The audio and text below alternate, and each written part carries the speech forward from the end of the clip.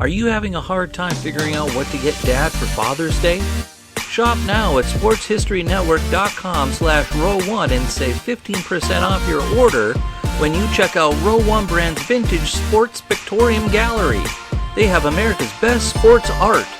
With over 7,200 historic sports prints, you're assured to find something unique for Dad this Father's Day. If he's an NFL buff, check out the 1963 vintage NFL helmet poster. Shop now at sportshistorynetwork.com/row1.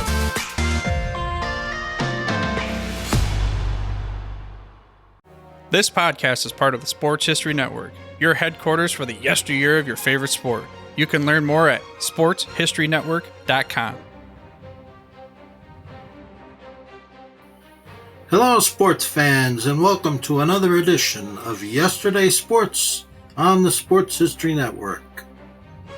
From roughly 1975 to 1985, pro wrestling had me hooked.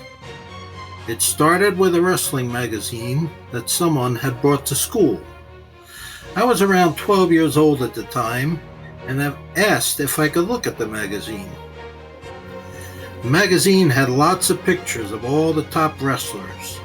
There was Ivan the Russian Bear Koloff, Dick the Bruiser Afflis, Superstar Billy Graham, Chief Jay Strongbow, and of course, the living legend of professional wrestling, Bruno Sammartino. Later that year, I discovered I could watch pro wrestling on local channel 47, a UHF channel. It had reasonably decent reception, provided you could get the rabbit ears set just right.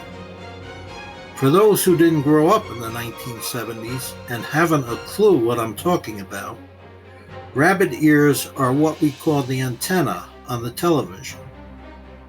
UHF was primarily a Spanish channel. If you weren't Spanish, the only reason you would search UHF was for the wrestling, Lucha Libre in Spanish. That's when I first saw Bruno Sammartino wrestle. He was the champion of the Wide World Wrestling Federation. Back then, the three most popular federations were the National Wrestling Alliance, which covered most of the Southern Territory, the American Wrestling Association, which covered the Midwest, and the Worldwide Wrestling Federation, which covered the area where I lived, the East Coast. While staying up late one Saturday night, I discovered a new federation had sprung up named the International Wrestling Association.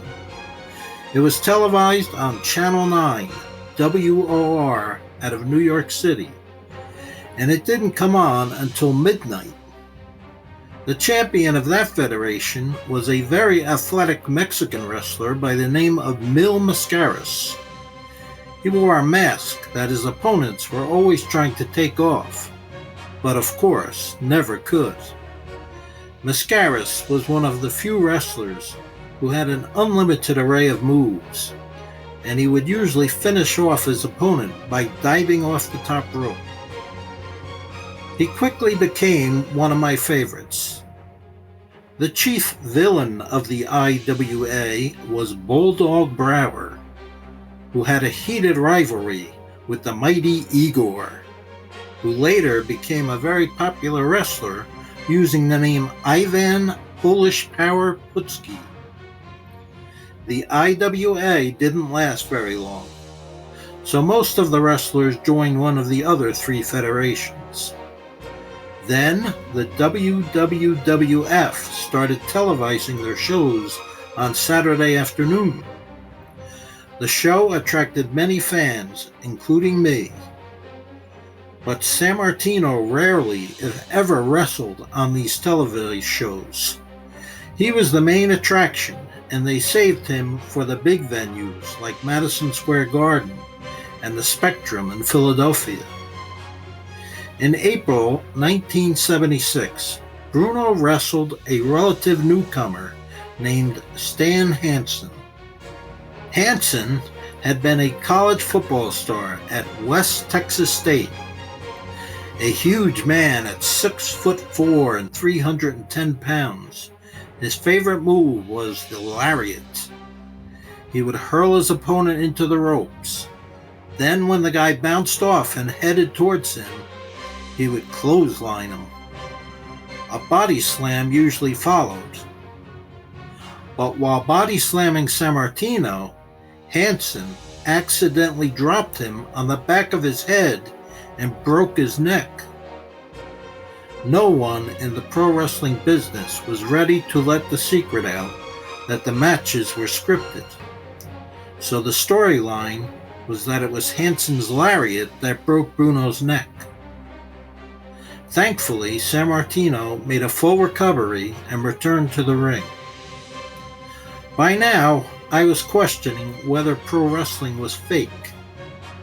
That's what everyone was telling me. I resisted though. I was only 14 years old at the time, and I didn't want to believe pro wrestling was phony. In 1977, I met someone who was an even bigger wrestling fan than I was. My new friend was more than a fan. Actually, he photographed wrestling as a side job. The big benefit for me was that my friend knew some of the wrestlers personally, and he was able to get tickets to just about any show. One day, he asked me if I wanted to go with him to an upcoming show.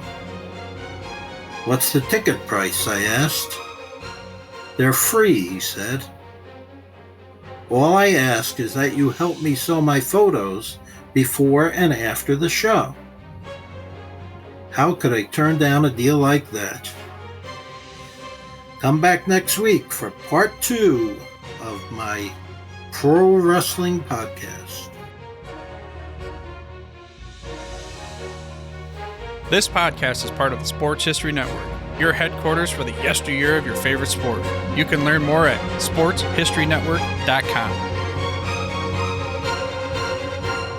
At the Sports History Network, we're all about sports yesteryear, and so we're so pleased to introduce you to Row One, an online memorabilia gallery and shop that brings your sports history to life anywhere. The Row One gallery includes over 5,200 gorgeously reproduced prints of team posters, game program covers, game tickets, advertisements, and more in baseball, pro and college football, pro and college basketball, and more. And any gallery item may be printed in a variety of sizes on wood, metal, canvas, acrylic, or poster paper.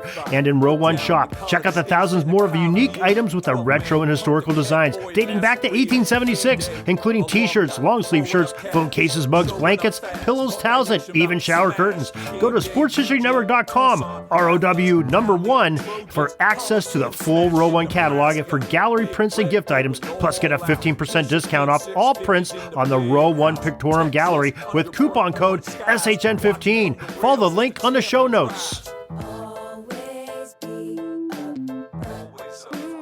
We here at the Sports History Network proudly partner with 26 podcasts, all revolving around the history of sports.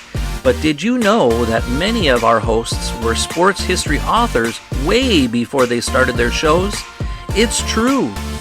We've got Joe Ziemba, host of When Football Was Football, Joe Zagurski, host of Pro Football in the 1970s, Mark Morthier, host of Yesterday's Sports, Tommy Phillips, host of Lombardi Memories, and Scott Adamson, co-host of From the 55-Yard Line.